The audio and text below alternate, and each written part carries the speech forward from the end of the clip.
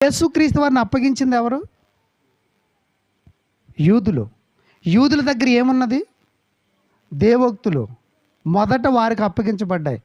దేవోక్తుల్లో 10 ఆజ్ఞలు ఉన్నాయా లేవా? ఉన్నాయి. 10 ఆజ్ఞలు వారు పాటించారా లేదా? పాటించారు. పాటించిన వారు ఎవరిని అప్పగించారు? యేసుక్రీస్తు వారిని. ఎందుకు అప్పగించారు?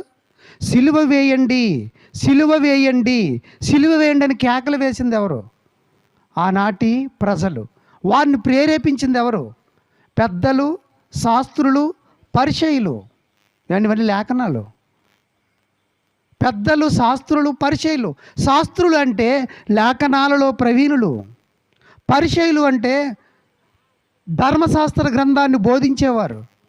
పెద్దలు అంటే ప్రధాన యాజకులుగా తీర్పు తీర్చడానికి అగ్రపీఠముల మీద కూర్చున్నవారు. టోటల్గా చెప్పాలంటే వీళ్ళందరికీ ఏం తెలుసు అంటే